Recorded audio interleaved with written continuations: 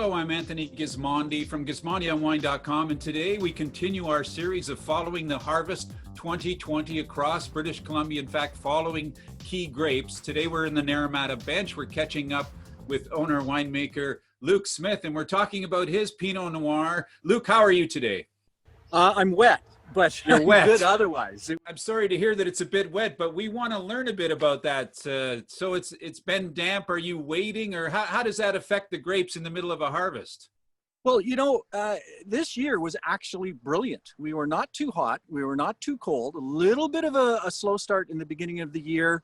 The soil temperatures didn't warm up as fast as they had in previous years. But once we got to the warm soil temperatures, everything sort of took off. So in August, a bunch of us were kind of concerned that maybe we're 5 or 10 days behind the norm.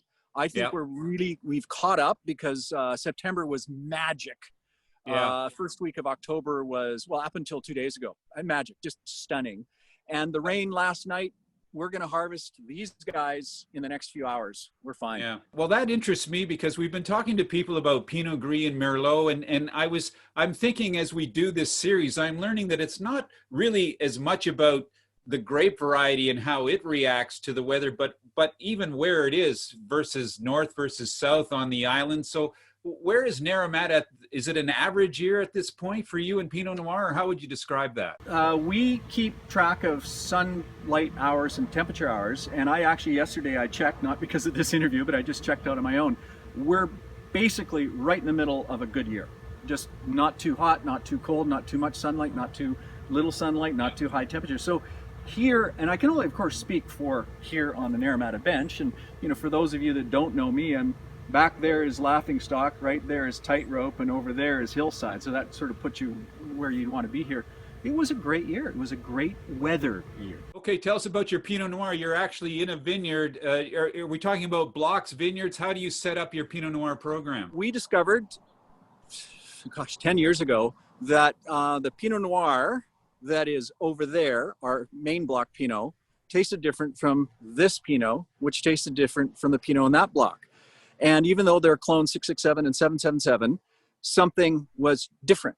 And it's the soil. It is what's underneath. So I'm standing in what we call the Century Block, which is named after the 100 different species of apples that used to be here.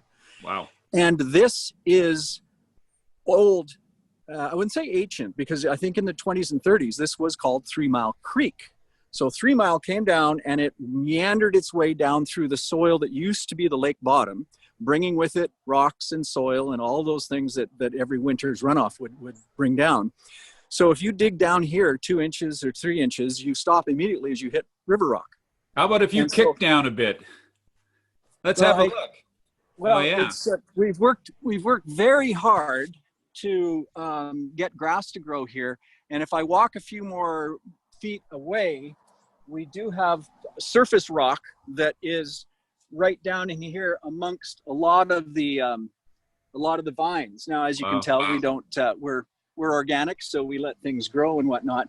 But if you said go get a shovel, I'd say no, because I'll get about 2 inches down and I'll hit rock, which allows these vines to really get their roots deep, which is different from 10 meters away, which was lake bottom, and so that's why we do that. What can you tell us? Like, we've been hearing in other places about a perfect grape, smaller crop. What does your load look like? Show us a bunch and give us some idea. Well, this is, as pretty as vines can be. Wow. Are they there? That is beautiful. There is, I would say, the quintessential Pinot Noir bunch. Look at the colors on it. These vines were planted in 2005, so their roots are pretty deep. And that's, I think it also kind of tells you how dry it's been. They're virtually perfect.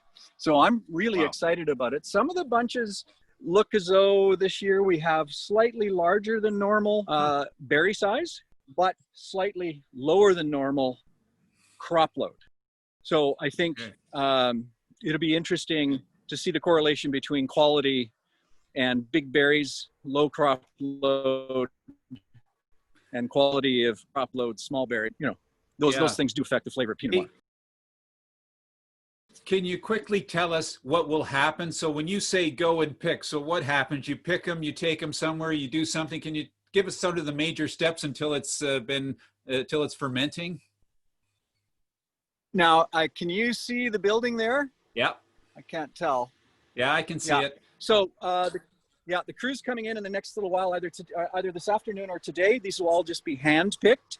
Yeah. They will then go into our bins, and they will move 40 100 meters yards. up there. Yeah, just up there. And I am incredibly fortunate that Chris Carson of Meyer and Carson was making our wine for 8 years here. And Chris, through 8 years, I was in school with Chris. So our technique and our style and our workway is very much similar to what they do at Meyer.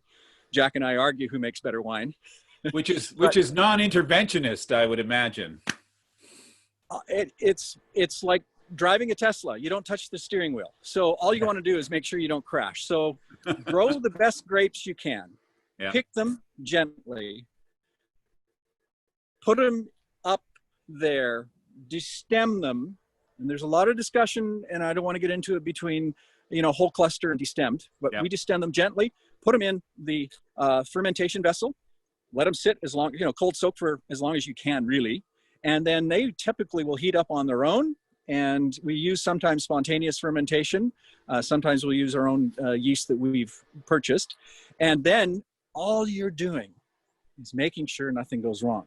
So you just smell every day. And of course, there's a couple other things that we have to do, such as the punch downs and whatnot. But even Chris got into the technique of the punch down, not that massive punch down, very gentle. That's it. That's all you're doing. You're just with Pinot Noir. Don't mess with it.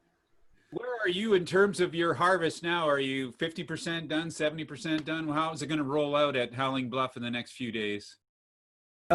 Century block, 3 Mile Creek block, the BJ block, and the Crony family vineyard, all going to be pulled in the next 72 hours. So all the Pinot is coming off. Loving the numbers, loving the acid, everything is great. The weather's supposed to cooperate, so all the Pinot will be out. Savi's already gone. Pinot Gris already gone. Semillon's gone. Oh God, it's nice. Excuse my language. It's really nice. And all that will be left hanging is the Merlot and our Petit Verdot, which I'm just superly stubborn, and I keep trying to grow the 400 plants, and they stay till Christmas time. But 2020 will be a memorable year for all of us.